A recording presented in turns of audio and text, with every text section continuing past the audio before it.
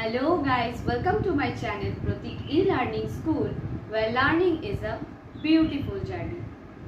আজকের ভিডিওতে হবে সব ডাউট ক্লিয়ার। হ্যাঁ বন্ধুরা, আজকের ভিডিওতে ডেমনস্ট্রেটিভ প্রোনাউন আর ডেমনস্ট্রেটিভ অ্যাডজেক্টিভ সম্পর্কে তোমাদের যা যা প্রবলেম রয়েছে সব কিছু সলিউশন পাবে আজকের ভিডিওতে। তাই ভিডিওটা বেশি বড় না করে চলো ক্লাসটা শুরু করা যাক। ডেমনস্ট্রেটিভ প্রোনাউন আর ডেমনস্ট্রেটিভ অ্যাডজেক্টিভে আমরা যে চারটি ওয়ার্ড বিশেষভাবে ব্যবহার করে থাকি সেগুলি হলো দিস, দ্যাট, দিস, দোজ। এই চারটির ব্যবহারই কিন্তু আমরা ডেমনস্ট্রেটিভ প্রোনাউন এবং ডেমনস্ট্রেটিভ অ্যাডজেক্টিভের ক্ষেত্রে ব্যবহার করে থাকি। এইবার চলো দেখে নিই এদের ব্যবহারগুলো কি কি। কারণ দিস, দ্যাট, দিস, দোজ এদের ব্যবহারটা যদি ক্লিয়ারলি জানা থাকে তাহলে কিন্তু ডেমনস্ট্রেটিভ প্রোনাউন আর ডেমনস্ট্রেটিভ অ্যাডজেক্টিভটা বোঝা আরো সহজ হয়ে উঠবে। আমরা তো পরে এক্সাম্পল দেখবই, আগে চলো দিস, দ্যাট, দিস, দোজ এদের ব্যবহারগুলো শিখে নিই। দিস আর দ্যাট দিয়ে আগে আমি শুরু করি। দিস আর দ্যাট কখন ব্যবহৃত হয়? দুজনেই সিঙ্গুলারের ক্ষেত্রে ব্যবহৃত হয়, অর্থাৎ একটি জিনিস বোঝাতে আমরা দিস বা দ্যাটের ব্যবহার করি। দিসের ব্যবহারটা দিয়ে আগে শুরু করি। দিস কাকে বলে না, যখন কাছে কোনো একটি জিনিসকে বোঝাতে আমরা দিসের ব্যবহার করি। যেমন ধরো এটা, দিস হচ্ছে এটা। একবার লিখে দিই এটা।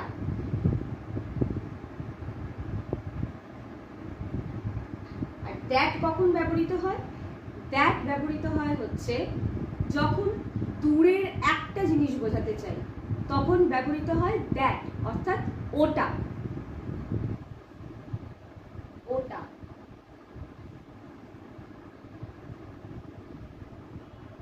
বোঝা গেল?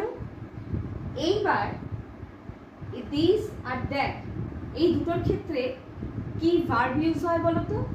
দুটোর ক্ষেত্রে কিন্তু ইজ ব্যবহৃত হয়, কারণ আমরা সবাই জানি সিঙ্গুলারে কিন্তু ভার্বটা হয় ইজ, তাই তো? দিসের ক্ষেত্রেও ইজ ব্যবহৃত হয় ভার্ব হিসাবে, আর দ্যাটের ক্ষেত্রেও সেম ইজ ব্যবহৃত হয় ভার্ব হিসাবে। যেমন দিস ইজ, দ্যাট ইজ, এইভাবে। আরেকটা জিনিস কি, দুটোই হচ্ছে সিঙ্গুলার ফর্ম, সিঙ্গুলার।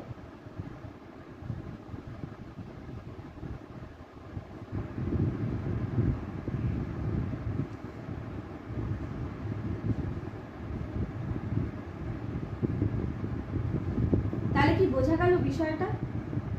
দিস ব্যবহৃত হয় হচ্ছে একটি কাছের জিনিস বোঝানোর জন্য, ভার্ব কি হয় ইজ, দিসের সঙ্গে ইজ ব্যবহৃত হয়, কারণ একটা জিনিস বোঝাতে আমরা কি ব্যবহার করি? ইজ ব্যবহার করি, তাই তো? সিঙ্গুলারে ভার্ব কিন্তু ইজ হয়। দ্যাটের ক্ষেত্রে কি না, দূরের কোনো একটি জিনিসকে বোঝাতে দ্যাট ব্যবহৃত হয়, এক্ষেত্রেও কিন্তু ভার্ব হয় ইজ। দুটোই হচ্ছে সিঙ্গুলার ক্ষেত্রে ব্যবহৃত হয়। বোঝা গেল? এরপরে আমরা কি ব্যবহার করব? This R দোজের। দিস ব্যবহৃত হয় কখন? দিস ব্যবহৃত হয় যখন কাছের অনেকগুলো জিনিস বোঝাই আমরা, তখন ব্যবহৃত হয় দিস। এইটা কি ছিল? দিস। আর এইটা হচ্ছে দিস। একটু জোর দিয়ে বলছি, দিস, বুঝে না? ঠিক সেইভাবে দূরের অনেকগুলো জিনিস বোঝানোর ক্ষেত্রে আমরা দোজ, দোজ ব্যবহার করি। দ্যাট সিঙ্গুলারে ব্যবহৃত হয়, প্লুরালে ব্যবহৃত হয় হচ্ছে দোজ। ঠিক একইভাবে দিস সিঙ্গুলারে ব্যবহৃত হয়, দিস ব্যবহৃত হয় কিসে? প্লুরালে। দিস আর দ্যাট আমরা সিঙ্গুলারে ব্যবহার করি, দিস আর দোজ আমরা কিসে ব্যবহার করি? প্লুরালে ব্যবহার করি।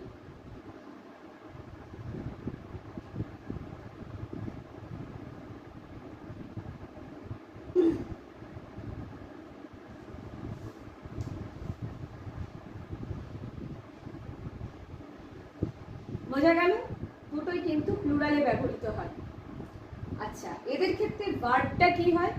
ভার্ব হয় হচ্ছে প্লুরালে আর, সিঙ্গুলারে আমরা ভার্ব ইজ ব্যবহার করি, আর প্লুরাল হয়ে গেলেই তখন আমরা আর এর ব্যবহার করি, আর। বোঝা গেল?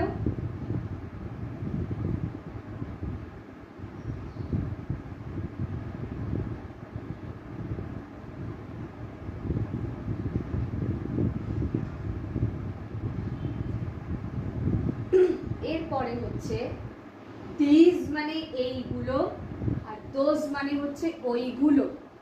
আমি লিখে দিচ্ছি, এইগুলো, ওইগুলো।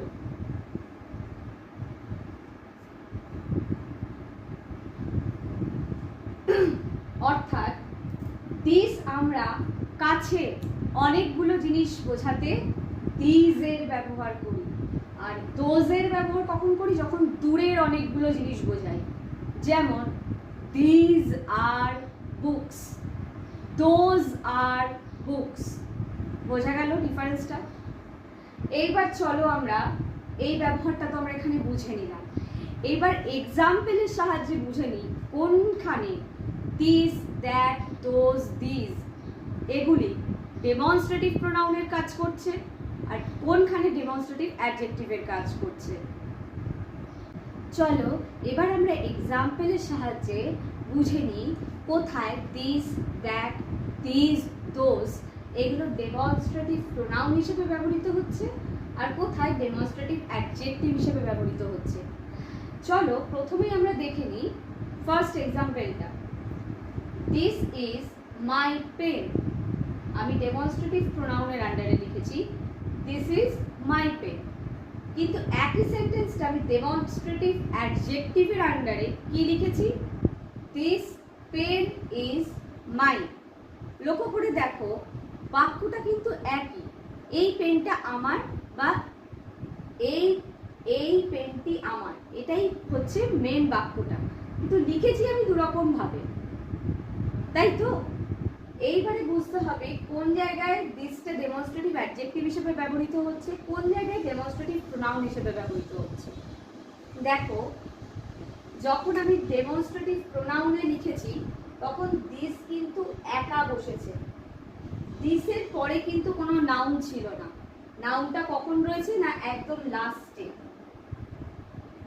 এই ক্ষেত্রে এটা হয়ে যাবে, দিসটা হয়ে যাবে হচ্ছে ডেমনস্ট্রেটিভ প্রোনাউন। এইবার যখন আমি অ্যাডজেক্টিভের ক্ষেত্রে লিখেছি তখন কি লিখেছি? দিসের পরে কিন্তু আমি পেনটা লিখেছি, আর পেন হচ্ছে একটা নাউন, তাই তো? সুতরাং নাউনটা, এই যে নাউনটা, এই নাউনের আগে যখন এই দিস বা এখানে দ্যাটও থাকতে পারতো, দিসও থাকতে পারতো, দোজও থাকতে পারতো, তাই তো? যখন নাউনের আগে এই চারটে ওয়ার্ড ব্যবহৃত হবে তখন হয়ে যাবে সেটা ডেমনস্ট্রেটিভ অ্যাডজেক্টিভ। বোঝা গেল? এই ক্ষেত্রে ডেমনস্ট্রেটিভ প্রোনাউন চেনার একটা খুব সহজ উপায় হচ্ছে, তোমরা বুঝতে পারবে নাউনটা লাস্টে রয়েছে। দিস, দ্যাট, দিস, দোজ এরা প্রথমে ব্যবহৃত হয়েছে আর নাউনটা একদম লাস্টে রয়েছে। আর দেখো ডেমনস্ট্রেটিভ অ্যাডজেক্টিভের ক্ষেত্রে প্রথমে দিস ব্যবহারের পরেই কিন্তু নাউনটা রয়েছে, অর্থাৎ নাউনের আগে দিস, দ্যাট, দোজ, দিস ব্যবহৃত হবে। সেই ক্ষেত্রে তোমরা বুঝতে পারবে সেটা হচ্ছে ডেমনস্ট্রেটিভ অ্যাডজেক্টিভ। তাহলে বোঝা গেল ডিফারেন্সটা? চলো এবার পরের এক্সাম্পলগুলো যদি আমরা বুঝে নিই। This is a big house. This house is big. লক্ষ্য করে দেখো এখানেও কিন্তু দিসটা একা বসেছে আর লাস্টে বসেছে নাউন হাউস, লাস্টে নাউনটা বসেছে, তাই তো? আর দিস কিন্তু এখানে একা বসেছে প্রথমে। এই ক্ষেত্রে এটা এখানে দিসটা হয়ে যাচ্ছে ডেমনস্ট্রেটিভ প্রোনাউন। আর ডেমনস্ট্রেটিভ অ্যাডজেক্টিভের ক্ষেত্রে কি হচ্ছে না, দিস এর পরে হাউস, অর্থাৎ হাউস তো একটা নাউন, এই নাউনের আগেই কিন্তু দিস ব্যবহৃত হয়েছে। সুতরাং এই ক্ষেত্রে এটাও কিন্তু হয়ে যাচ্ছে ডেমনস্ট্রেটিভ অ্যাডজেক্টিভ। এটা কি না, এটা একটা নাউন, নাউনের আগে ব্যবহৃত হয়েছে দিসটা, সুতরাং এখানে দিস হচ্ছে ডেমনস্ট্রেটিভ অ্যাডজেক্টিভ। পরেরটা দেখি, দিস আর নিউ পেন্স। এইবার লক্ষ্য করে দেখো, এতক্ষণ কিন্তু আমরা দিস দিয়ে করছিলাম, অর্থাৎ সিঙ্গুলারে একটি জিনিসের উপরে আমরা করছিলাম। এইবার দেখো আমরা প্লুরালে চলে এসেছি, সঙ্গে সঙ্গে দিসটা হয়ে গেছে কি দিস, ইজটা কি চেঞ্জ হয়েছে আর। দেখো এখানেও দিস আর নিউ পেন্স, এখানে অনেকগুলো পেনের কথা বলা হয়েছে, তাই আমি দিস ব্যবহার করেছি। আর দিসের সঙ্গে আমরা জানি প্লুরাল যেহেতু কি ভার্ব ব্যবহৃত হবে না, আর ব্যবহৃত হবে।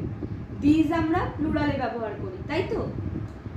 এবার দেখো, দিস আর নিউ পেন্স, এইখানে নাউনটা কিন্তু লাস্টে রয়েছে, সেই ক্ষেত্রে এখানে দিসটা কি হচ্ছে না, দিসটা হচ্ছে ডেমনস্ট্রেটিভ প্রোনাউন। এখানে দিসটা কিন্তু একা ব্যবহৃত হয়েছে, কিন্তু এইখানে দেখো দিস পেন্স আর নিউ, এই ক্ষেত্রে আবারও নাউনের আগে দিস ব্যবহৃত হয়েছে, তাই তো। সুতরাং এইটা হয়ে যাবে ডেমনস্ট্রেটিভ অ্যাডজেক্টিভ, এক্ষেত্রে এই দিসটা হয়ে যাচ্ছে ডেমনস্ট্রেটিভ অ্যাডজেক্টিভ। বোঝা গেল? এটা কিন্তু নাউন। আর দিস আমরা কেন ব্যবহার করছি, যেহেতু এখানে অনেকগুলো পেনের কথা বলা হয়েছে, তাই তো। এরপরে দেখো, this are new cars, this cars are new, ঠিক এর আগের এক্সাম্পলের মতো সেম জিনিস। এবার দেখো আবার আসছি, এবার আমরা দ্যাট দিয়ে দেখবো example. That is a cute baby, এখানে একটি দূরে থাকা একটা বাচ্চার কথা বলা হয়েছে, তাই আমরা এখানে দ্যাট ব্যবহার করেছি। কেন দ্যাট আমরা দূরের ক্ষেত্রে ব্যবহার করি, দ্যাট আর দোজ দুটোই দূরের ক্ষেত্রে ব্যবহৃত হয়, একটি সিঙ্গুলারে ব্যবহৃত হয়, একটি প্লুরালে ব্যবহৃত হয়। That is a cute baby, এটা ডেমনস্ট্রেটিভ প্রোনাউনের ক্ষেত্রে গেছে। এইবার ডেমনস্ট্রেটিভ অ্যাডজেক্টিভে কি রয়েছে, that baby is cute.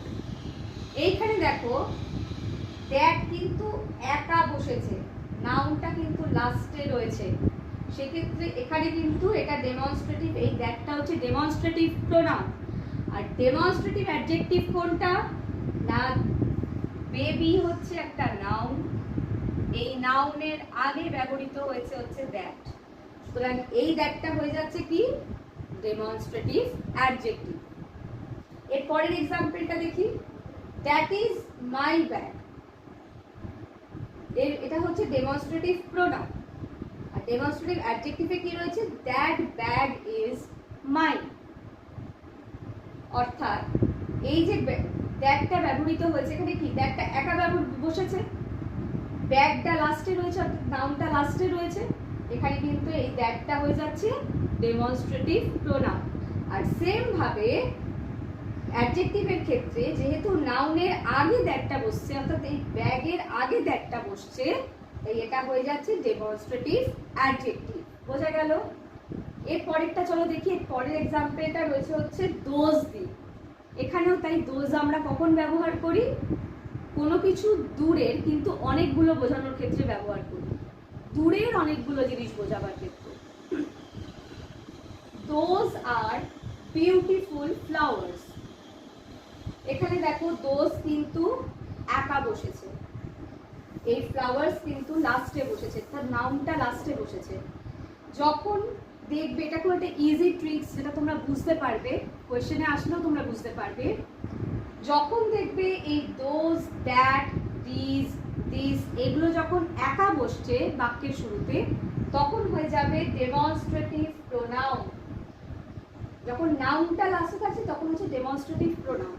Demonstrative অ্যাডজেক্টিভের ক্ষেত্রে কি হচ্ছে দেখো, দোজ ফ্লাওয়ার্স আর বিউটিফুল, এখানেও ফ্লাওয়ার্সের কিন্তু আগে বসছে হচ্ছে দোজ। ফ্লাওয়ার্স কি নাউন, এই নাউনের আগে যেহেতু দোজ বসেছে, তাই এটা হয়ে যাচ্ছে ডেমনস্ট্রেটিভ অ্যাডজেক্টিভ। বোঝা গেল? আমি তাও লিখে দিচ্ছি একবার, তোমাদের বুঝতে সুবিধা হবে। সেম ভাবে লাস্ট এক্সাম্পলটাও রয়েছে, দেখে নিই। Those are delicious cookies, those cookies are delicious, কি হলো এখানে, সেম ভাবে এখানেও দোজটা প্রথমে বসেছে, একা বসেছে, নাউনটা লাস্টে ছিল। এটা হয়ে যাচ্ছে, এখানেও দোজটা হয়ে যাচ্ছে ডেমনস্ট্রেটিভ প্রোনাউন। ডেমনস্ট্রেটিভ অ্যাডজেক্টিভ কোনটা হচ্ছে না, কুকিজের আগে, নাউনের আগে দোজটা বসছে, সেই হিসাবে এটা হয়ে যাচ্ছে ডেমনস্ট্রেটিভ অ্যাডজেক্টিভ। তাহলে আশা করি আজকের ভিডিওটা থেকে তোমরা দিস, দ্যাট, দিস, দোজ এই প্রত্যেকটার ব্যবহার সম্পর্কে যথাযথভাবে বুঝতে পেরেছো, এবং আমি আমার তরফ থেকে যতটুকু সম্ভব এক্সাম্পল দিয়ে তোমাদের ডেমনস্ট্রেটিভ প্রোনাউন আর ডেমনস্ট্রেটিভ অ্যাডজেক্টিভের যে কনফিউশনটা সেটা ক্লিয়ার করার চেষ্টা করেছি। তোমরা চেষ্টা করবে বাড়িতে আরো বেশি বেশি করে এক্সাম্পল রেডি করে এই ব্যাপারের যে কনফিউশনটা রয়েছে সেটা দূর করা। আজকের মতো এই পর্যন্তই, দেখা হচ্ছে আবার পরের ভিডিওতে।